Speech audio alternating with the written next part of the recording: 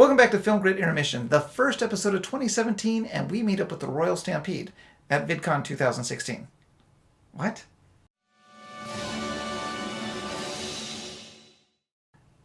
Alright, so the interview you're about to watch was filmed back in June of 2016 at VidCon. I met up with Richy and Mark of the Royal Stampede and asked them questions about where they've been, where they're at, and where they're going.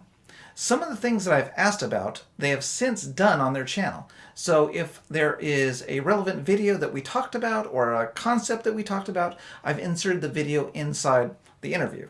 But anything that we talk about is in the description below, and you can click on the links to watch those videos. Alright, that's about it. Enjoy the interview with the Royal Stampede. Recently, you've kind of changed your format slightly. I wouldn't say that they're not prank videos, but they seem more like social entertainment, I think, would be a good name. Yeah, you got it. We're trying to transition into a lot more things like being characters in public or doing a certain thing in public that people can view from the outside. You used to call me on my cell phone late night when you need my... I think pranks aren't, so saturated. completely dying. The views are dropping when it comes to prank videos, so we're finding different ways to sort of entertain our audiences. Oh my god, you are so hot. You are so hot. Do you want me to take some clothes off of you? Alright, so we kind of jumped already to where you are now. Let's go kind of back to when you were like 5 years younger. I think your channel's about 5 years old, right? Yeah. Thanks to the Magic Muscle Pro, I looked down at my stomach and, well, hey, I don't even have a stomach anymore. I think we started Richy created the channel in about 2000, was it 10 or 11? 10. June 2010. And from about that time till maybe 2-3 years later, it was never really taken seriously. We just uploaded when we felt like it. I wasn't really too involved with the channel. I just filmed with Richy when I had the time. We started with skits. They were fun. Some of them did well. Remember the Apple iPhone 5? Yeah. One of our first videos. That did well, and that encouraged us to keep going. Forget FaceTime video calling. Introducing Apple Facial! The first time I had a facial, I was completely blown away. But then we sort of found we weren't getting too many views. Then we had a few YouTubers we really liked, had Bassmaster, Jack Vale, and that sort of inspired us to try pranks. And we ended up, sort of getting views for those videos, and we were quite good at them. And I think it was maybe that elevator farts video that we did. That's Grandpa, Jack, right? Yeah, Jack Vale's elevator farts video. What's that person's name? Jack Vale. Jack Vale films. So yeah, I remember that was the video we did and uploaded and got a lot of views, and we were like, oh, we'll do another one, and then another one, and it went from maybe pranks and skits to just pranks.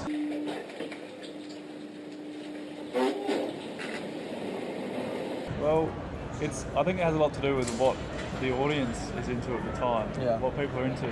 Scare pranks were a very popular thing. So we were doing the clown ones, the zombie ones. I think there was a sort of like the chainsaw one, the Texas Chainsaw Massacre one. There's all these like really full-on pranks that we were doing. They were doing really well, but there came a time when that sort of started to die away, and then you have to sort of pick up the new trend. I have a pen. I have an apple. Apple Pig! So you started with the parody videos, you went to the prank videos. The prank videos kind of found you some success, so you kind of went along with them more. And you did mix it up between prank and social, I won't say social experiments, but social entertainment.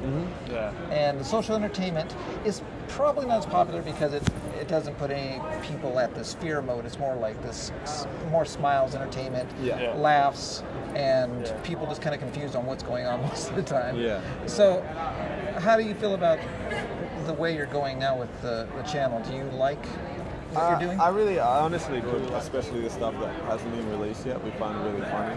Yeah. We're adding a bunch of stuff right now that we think is really funny.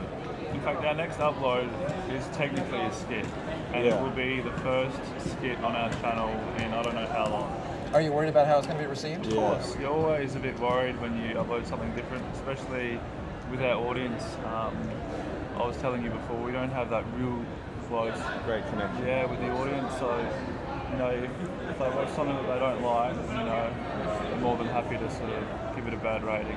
Yeah. So yeah, we need to be at the top of that game. So is there any hint of what the skit's about you can give me or not? Yeah, so it's like how do I explain this? Like a unrealistic social experiment. Today I'm taking my friend Timmy here on a little excursion. We're going to visit some houses to see how people react. And how many people are in this video? Just you two guys? You got a cast? No, there's a cast. There's 3 actors. Yeah. Mark's in it as the 4th actor. Yeah. How did you guys start working with other people? I know I don't know all the Australian YouTubers. I know Frenchy. I watched him because of your channel because I didn't know who he was. Our first connection was through RackaRacka. Was like I went to film school. They were the year below me, and they did very similar content to what we were doing, like skits, funny stuff on YouTube. And that's how we got to know them. Then we made the Ronald McDonald video. We knew RackaRacka met Frenchy and Roundabout Crew in Melbourne, so they showed us our videos to them, and then we connected with them in Sydney. Okay. So that's how we know them. So RackaRacka, Roundabout Crew, Frenchy, we're like a very tight-knit group. The Roundabout Crew, I've heard about them twice today from another Australian. Oh, wow. I don't know who they are. They're a comedy skit group from Sydney. And are you featured in any of those videos? Yeah, we're in a couple of their videos. Okay, so we're going to link them somewhere. What is your favorite video that you've done so far on your channel? On our channel? Ooh. Man, I really like the Jarryd Hayne video. Let's play some football. Yeah, that one's really good.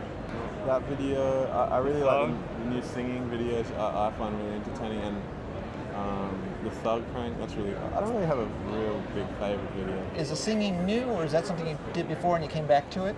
That's something we've never done before. We started doing it, and people loved it. People really liked it. So we're trying to not do it every week or anything. We're just trying to pick the right songs. I kind of would like to see you do a real feminine song. I don't want a lot for Christmas. There is just one thing I need. I don't care about the presents underneath the Christmas tree. I asked this of RackaRacka last year. They came up with the answer to this question is who inspired them. Theirs was more like movie directors and so on. On your channel, was anybody an inspiration to you, or is just kind of not? You just looked around and said we like prank videos and specifically. I think the thing that started our channel wasn't really anyone. It was just us wanting to upload funny videos. I don't think there was an end goal in mind, but after we started being interested in pranks, there were people that we looked up to, like Bassmaster and Vale, and we were like, they do really funny stuff. But that wasn't a specific person that made us start a YouTube channel. I think some of the way I behave in our videos, I'm sort of trying to be a little bit like Ed Bassmaster, like a bit of a touch of Ed Bassmaster. I like the way he goes about it and interacts. You know, when I see a car like this, first thing I do is I say, would you look at this? You know what I mean? Yeah, sure. Oh, would you look at this? Yeah, well... Would you look at that? Yeah, there's a few more blemishes on the car. Oh my gosh, just look at it. Now, when you edit videos, you always have the behind-the-scenes video. There's sometimes some really good things that you cut out. Is it hard for you guys to edit your videos where you like, oh, we're only gonna make it this long, and we're gonna cut these out because we don't feel they're that funny, or you want to save them? We probably cut out a whole bunch of stuff we should have kept in there, but we don't ask enough people for opinions before we upload. That's what I was about to say. We quite often we upload with just my opinion and Richie's opinion. Okay. We could get more friends over to have a look over and go, oh, you've got that in the extras. That probably needs to be in the main video. And who does the edit most of the time? Richy is the main editor. He does all the special effects and all the tricky stuff. Yeah. Just lately, I've been trying to start off the edit, go through it all, get rid of all the stuff that we won't use, getting it all set up for him, and then he does the rest.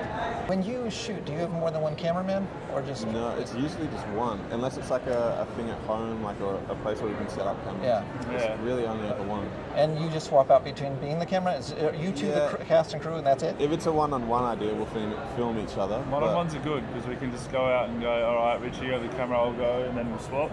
But if it's an idea that involves Richy and me in the one scene, then we have to get my brother, Jonathan, who'll film for us, who's really good, or our friend Todd Lewis, who is also a good cameraman. So they're the two main cameramen that we use. And what does he think about your videos? Does your family like your videos?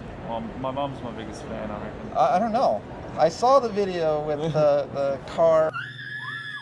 You got over that. No, she does. Every time we put out a video, she'll want me to put it on the TV and see what I've been doing. So you've pranked your family quite, I think, a few times. I've seen Pranked one my with your mum sister. 2 or 3 times. My sister just recently. The blender one, yeah. And she was also in the running over the legs. And she was in on that one. The Reynolds family is very happy to get involved in videos. Yeah. Entertaining. Did you like the legs one? Mannequin one? I thought I did pretty good on that one. Yeah, I love the crunching noise. Yeah. Now that wasn't added later, or was that? No, that was the legit sound. Do you ever worry about that when you do pranks that like are kind of shock value, that you're gonna have a bad reaction? To be honest, like a year ago, I would go on with the mindset of not really worrying, but now I like hate doing that. You hate like, oh, okay. I hate the feeling of going up to someone and thinking, worrying. Yeah, I hate it. That's why we're sort of transitioning as well. We're just kind of. Is that because you're maturing? You're getting older? Is that you think, or maybe? Yeah. I honestly think we're very good at going about it the right way to not cause harm to others. I think we're very good at that. I remember we went out with a friend. Yeah. And within minutes, he was at risk of getting punched in the face and maybe the cops even being called. And this is him for 5 minutes, and it's probably the most trouble we had been in for months. So you got to know how to go about it. Yeah. You know? And if someone does get upset, I reckon you need to sort of know how to diffuse the situation. Make sure they feel okay after, and they can walk away and not be too upset. I haven't seen. I haven't seen all your videos. I've seen quite a few, but I haven't seen any that have been really like where you're trying to incite violence towards you. No. They're usually trying to get a reaction. That's getting back to the bad name of pranks. Yeah. All that sort of stuff in the hood and all the violent stuff, getting punched in the face.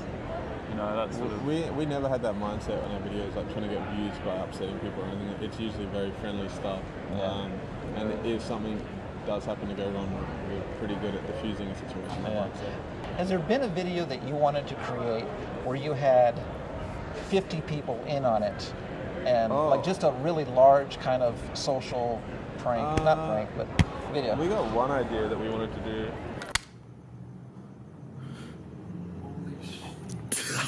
No, go that way. What the fuck? Because the one that I thought it would have been nice if there were more people in on it was the theater one.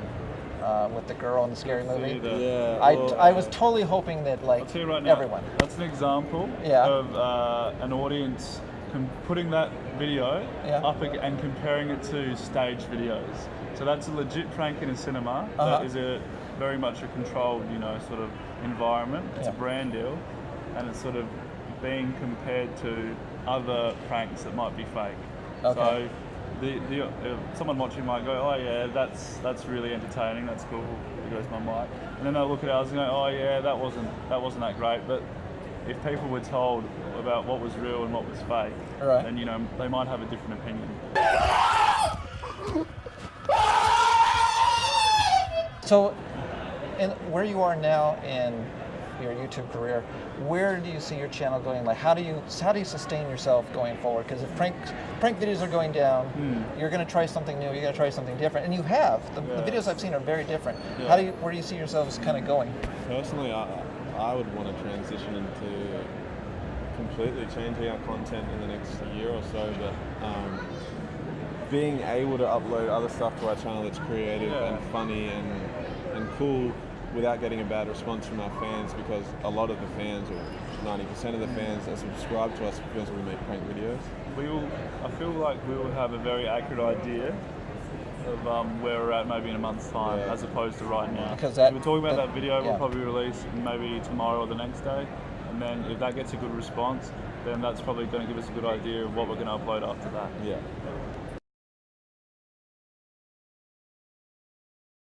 So thanks guys for joining me. We're at VidCon, in case you didn't know. 2016. We're at this lovely wall is where we decided to interview. What is this, by the way? June 24th, 2016, and we're off to a party tonight. They're going to a party. Going back to the So future. if I post this tonight and you can print this out, you can go to the party too. Yeah, there it is. It's made out of metal though, so We'll see you there. Laminate the crap out of it. So this was the Royal Stampede. You can click the links below. There's probably something up here and to the left and to the right and whatever YouTube lets me do. Check out their videos. And the best place to find them is the Royal Stampede, right? That's the Royal Stampede YouTube. on YouTube, Royal Stampede. on Twitter. Yeah. Instagram, Mark Stampede. Instagram, Richy Sand. All right. Come follow us there. Mark, thanks for your time, man. No worries. Thanks All so much right. for the interview. Richy, so much. thank you. All right. Subscribe to Film Grip. Yeah, listen to these guys. All right. See you next time.